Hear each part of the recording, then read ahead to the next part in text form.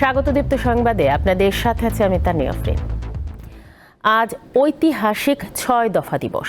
১৯৬৬ সালের এই দিনে বঙ্গবন্ধু শেখ মুজিবুর রহমান ঘোষিত বাঙালি জাতির মুক্তির সনদ ৬ দফা দাবির পক্ষে দেশব্যাপী তীব্র গণ আন্দোলনের সূচনা হয়।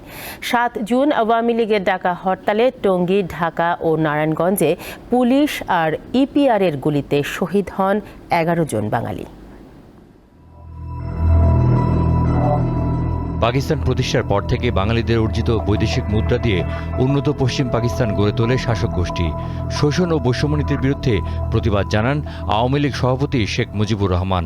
১৯৬৬ সালের ৫ ফেব্রুয়ারি লাহোরে ঐতিহাসিক ৬ দফা প্রস্তাব পেশ করেন তিনি।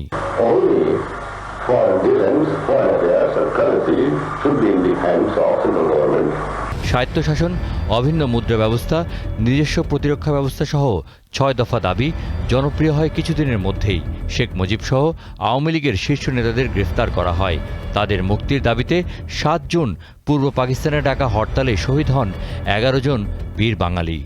৬ দফাটা ছিল এই বাংলার মানুষের জন্য ঐতিহাসিক মোড় পরিবর্তনকারী একটি দিবস বা একটি দিন। এই ৬ দফাটা ছিল একটা কর্মসূচি, যেটা বঙ্গবন্ধু যেই কর্মসূচিটা এই বাংলার মানুষের মুক্তির জন্য যেই কর্মসূচিটা তিনি পেশ করলেন। কত নেছো, কবে দেবা, কবে যাবা, জনসভায় কথা বলতেন।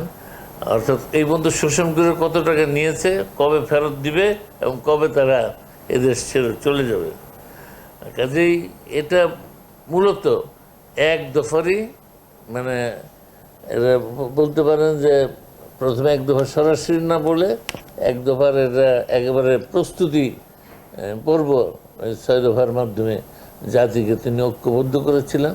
৬ দফার দাবিকে স্তব্ধ করতে আগরতলা ষড়যন্ত্র মামলা দিয়ে বঙ্গবন্ধুকে ফাঁসি দিতে ব্যর্থ হয় শাসক গোষ্ঠী। পরে ৬ দফা দাবিকে স্বাধীনতার এক দফায় পরিণত করেন শেখ মুজিব।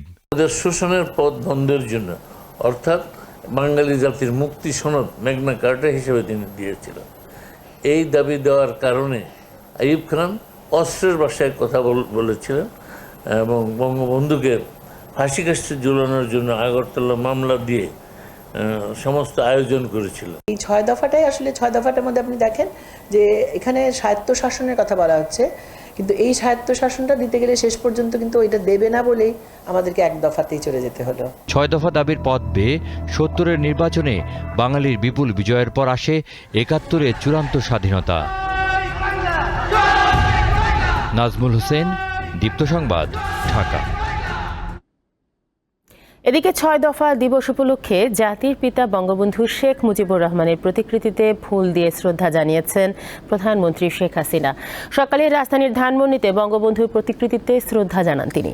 এ সময় সড়ক পরিবহন ও সেতু মন্ত্রী বলেন, ৬ দফা স্বাধীনতা সংগ্রামের টার্নিং পয়েন্ট। যারা ৬ দফা মানে না তারা বাংলাদেশের স্বাধীনতায় বিশ্বাস করে না। It was a turning point in our history. স্বাধিকার সংগ্রামের চূড়ান্ত পর্যায়ে তখন এই দিবসটি ৭ই মার্চ, এইসব দিবস ৭৫-এর পর নিষিদ্ধ হয়ে যায়। যারা নিষিদ্ধ করে দেয় তারা খুনের সঙ্গে ৭৫-এর তারা জড়িত। তারা বঙ্গবন্ধুকে হত্যা করেনি, তারা হত্যা করতে চেয়েছিল আমাদের মুক্তিযুদ্ধের মূল্যবোধকে। ঘূর্ণিঝড় বিমালের কারণে স্থগিত হওয়া পটুয়াখালী সদর, মির্জাগঞ্জ ও দুমিক উপজেলা পরিষদের নির্বাচন অনুষ্ঠিত হবে আগামী রবিবার। আইন অনুযায়ী মধ্যরাত থেকে শেষ হচ্ছে নির্বাচনের প্রচারণা। তাই শেষ মুহূর্তে মাইকিং থেকে শুরু করে বাড়ি বাড়ি গিয়ে ভোট চাইছেন প্রতিদ্বন্দ্বী প্রার্থীরা। ভোটে ৩ উপজেলায় চেয়ারম্যান পদে ১২ জন, ভাইস চেয়ারম্যান পদে ১৮ ও মহিলা ভাইস চেয়ারম্যান পদে ১০ জন প্রতিদ্বন্দ্বিতা করছেন। অবাধ, সুষ্ঠু ও গ্রহণযোগ্য নির্বাচনের লক্ষ্যে মাঠে বিপুল সংখ্যক আইনশৃঙ্খলা রক্ষাকারী বাহিনীর সদস্য মোতায়েন থাকবে বলে জানিয়েছেন নির্বাচনী কর্মকর্তারা।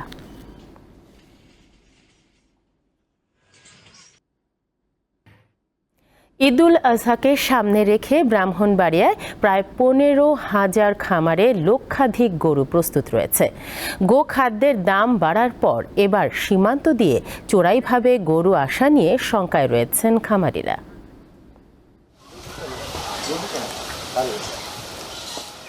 ব্রাহ্মণবাড়িয়ায় অন্তত 15,000 খামারে কোরবানির জন্য প্রস্তুত করা হচ্ছে লক্ষাধিক গবাদি পশু। খামারিরা জানান, গোখাদ্যের দাম বেড়েছে শতকরা 30%। প্রতি কেজি ভুট্টার ভুসির দাম 26 টাকা থেকে বেড়ে 40 টাকায় বিক্রি হচ্ছে। সাইলেজ প্রতি কেজি 7 থেকে বেড়ে হয়েছে 12 টাকা। গরুর লালন পালন খরচ 8,000 থেকে বেড়ে হয়েছে 15,000 টাকা। এবছর তো বাজার অবস্থা বুসি চুকলাহের সবগুলির দাম বেশি। আমরা চাইনিজ খাওয়াই, তারপরে বুসি চুলকা খাওয়াই, আর ঘাস কেয়ার খাওয়াই। রোজার আগে পরে খাবারের দামটা বাড়ে, আর এই বছর আমরা গত কুরবানিতে যে দামটা পাইছি পুরা বছরই আমরা মনে করেন যে এই বাড়তি দামে গরুকে খাবার খাওয়ানো হইতেছে। জেলা প্রাণী সম্পদ বিভাগ স্টেরয়েড ব্যবহার রোধে খামারিদের প্রশিক্ষণ দিচ্ছে। আমাদের স্থানীয় উৎপাদিত পশু দ্বারাই আমরা আমাদের চাহিদা মেটাতে পারবো। অবৈধ পথে কোরবানির পশু আসা নিয়ে আশঙ্কায় আছেন খামারিরা। তবে পুলিশ বলছে, অবৈধ পথে কোরবানির পশু আনা বন্ধে নজরদারি বাড়ানো হয়েছে। অত্যন্ত পরিচমনি যে পরিমাণে গরু আসতেছে ওই গরুটা যেন বন্ধ করা হয়, এবং সিলেট বর্ডার দিয়ে প্রচুর পরিমাণে মহিষ আসতেছে। ইন্ডিয়ান গরু চলে আসে, তো আমরা মাইরে করে চলে যাই। আমরা চাই এটা বন্ধ করার জন্য। শুরু থেকেই অত্যন্ত সজাগ আছি যাতে সীমান্ত দিয়ে অবৈধ পথে গরু এসে আমাদের ব্যবসায়ীদের ক্ষতিগ্রস্ত না করতে পারে। এবছর ব্রাহ্মণবাড়িয়ায় কোরবানির পশুর চাহিদা প্রায় 1,40,000। দীপ্ত, বার্তাকক্ষ। লেখাপড়া করেছেন মাত্র 8ম শ্রেণী পর্যন্ত, তারপরও মুহূর্তেই কোনো ক্যালকুলেটরের সহায়তা ছাড়াই করে ফেলতে পারেন হিসাব। অঙ্ক কষার এমন দক্ষতা দেখিয়ে তাক লাগিয়ে দিয়েছেন কুমিল্লার মুদি দোকানি রতন মজুমদার।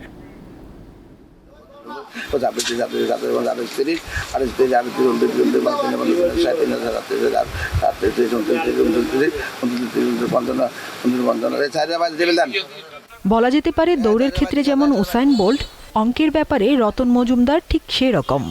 শুধু মস্তিষ্কের সহায়তায় অঙ্ক কষে এমন দক্ষতা দেখিয়েছেন কুমিল্লা নগরীর রাজগঞ্জ বাজারে এ মুদি দোকানি। শুধু মুখে মুখেই করে ফেলেন হাজার হাজার টাকার নির্ভুল হিসাব। এজন্য মানব ক্যালকুলেটর নামে পরিচিত রতন মজুমদার। তার ব্যতিক্রমী প্রতিভার কারণে বেড়েছে দোকানের বেচাকেনাও। বিরাট অঙ্কের হিসাবও সে মুখে মুখে করে নিতে পারে, ক্যালকুলেটর লাগে না। হ্যাঁ, এবং সবসময় দোকানে কাস্টমার থাকে অলওয়েজ। আমি আমার মেয়েকে অনেকে এনে দেখাইছি যে দেখো কি সুন্দর করে হিসাব করে ক্যালকুলেটর ছাড়া। আমি যখন ওনাকে মাল দেই, আমার একটা বলি, ওনাকে আমার একটা বললেই হয়, তারপর উনি নিজে বুঝতে পারে যে কত টাকা করে পড়ছে পার পিস। আমি অনেক দেশ ঘুরছি, কিন্তু কোথাও আপনার এই ধরনের লাইভ ক্যালকুলেটর আমি দেখি নাই। অভাবের সংসারে বেশি দূর লেখাপড়া না করতে পেরে রতনকে ছোট বয়সেই ধরতে হয় সংসারের হাল। প্রথমে কেরোসিনের ব্যবসা ও পরে চা ও পানের দোকান। এরপর কিছু টাকা জমিয়ে গড়ে তোলেন মুদি দোকান। আমি গেলে হিসাব করার পর অনেক সময় ক্যালকুলেটর দিয়ে বললাম করে দেখ, ঠিক আছে, অন্য একটা হিসাব করে 4,000 কত টাকা দেখলো, ঠিক আছে। মানব ক্যালকুলেটর খ্যাত রতন নিজে পড়ালেখা না করতে পারলেও তার চাওয়া ভবিষ্যৎ প্রজন্ম যেন শিক্ষিত হয়ে গড়ে ওঠে। দীপ্ত, বার্তাকক্ষ। আন্তর্জাতিক প্রসঙ্গ। বিজেপি নেতৃত্বাধীন এনডিএ নবনির্বাচিত সাংসদদের বৈঠক বসছে আজ। এই বৈঠকেই সর্বসম্মতিক্রমে নরেন্দ্র মোদীকে সংসদীয় দলের নেতা হিসেবে তুলে ধরা হবে বলে দেশটির বিভিন্ন গণমাধ্যমগুলো জানিয়েছে। বৈঠক শেষে বিকেলে রাষ্ট্রপতি ভবনে গিয়ে দ্রৌপদী মুর্মুর কাছে সরকার গঠনের আহ্বান জানাবে এনডিএ জোট। এদিকে শনিবার প্রধানমন্ত্রী হিসেবে শপথ নিচ্ছেন না নরেন্দ্র মোদী। রবিবার সন্ধ্যায় শপথ নেয়ার কথা তৃতীয় এনডিএ সরকারের। শপথ অনুষ্ঠানের আগ মুহূর্তে ভারতে 18তম লোকসভা নির্বাচন ঘিরে এ যাবৎকালের সবচেয়ে বড় শেয়ার বাজার কেলেঙ্কারির ঘটনা ঘটেছে বলে অভিযোগ করেছেন কংগ্রেস নেতা রাহুল গান্ধী। বৃহস্পতিবার সংবাদ সম্মেলনে রাহুল দাবি করেন, এর সঙ্গে প্রধানমন্ত্রী নরেন্দ্র মোদী ও কেন্দ্রীয় স্বরাষ্ট্রমন্ত্রী অমিত শাহ জড়িত। বিষয়টি তদন্তে একটি যৌথ পার্লামেন্টারি কমিটি গঠনেরও দাবি জানান রাহুল।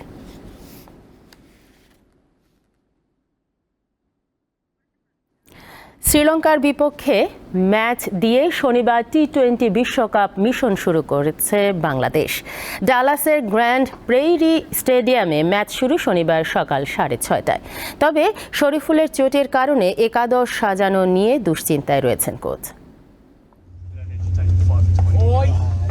এরই মধ্যে একাধিক ম্যাচ খেলে ফেলেছে কয়েকটি দল, তবে বাংলাদেশের বিশ্বকাপ মিশন শুরু হয়নি এখনো। অবশ্য তাতে একদিক থেকে বেশ সুবিধাই হয়েছে টাইগারদের। উইকেটের আচরণ সম্পর্কে ধারণা পাওয়া যাচ্ছে। 3 ম্যাচের সিরিজ খেলার সুবাদে ডালাসের গ্র্যান্ড প্রেইরি স্টেডিয়াম সম্পর্কে ধারণাটা পরিষ্কার হয়ে যাওয়ার কথা শান্তদের। তবে আছে যুক্তরাষ্ট্রের কাছে সিরিজ হারের দুঃসহ স্মৃতিও। অবশ্য পেছন ফিরে তাকানোর সুযোগ তেমন একটা নেই। এমনিতেই পেসার শরীফুলের চোটে কপালে ভাঁজ কোচ হাতুরুর। লঙ্কা বধে তাই শরীফুলের পরিবর্তে হাসান মাহমুদকে খেলানোর পরিকল্পনা তাদের। খারাপ সময় পেছনে ফেলার ইঙ্গিত দিচ্ছিল শ্রীলঙ্কা। তবে আসরে নিজেদের প্রথম ম্যাচে সাউথ আফ্রিকার কাছে বড় হারে এখন তাদের লক্ষ্য নিজেদের সম্ভাবনা ধরে রাখা। পরিসংখ্যানেও পাল্লাটা ভারী লঙ্কানদের। টি-20 ফরম্যাটে তাদের বিপক্ষে সবশেষ 5 ম্যাচে 4 হারের সাথে সব মিলিয়ে 16 ম্যাচে মাত্র 5 বার জিতেছে বাংলাদেশ। সেখান থেকেও হয়তো অনুপ্রেরণা খুঁজবে হাসারাঙ্গারা। তাওসিয়া ইসলাম, দীপ্ত স্পোর্টস। এই ছিল এখনকার মতো। আমাদের পরবর্তী সংবাদ বেলা 3টায়। দর্শক, আরও তথ্য ও বিনোদনের খবর পেতে যুক্ত থাকুন দীপ্ত ডিজিটাল প্ল্যাটফর্মগুলোতে। ধন্যবাদ সবাইকে।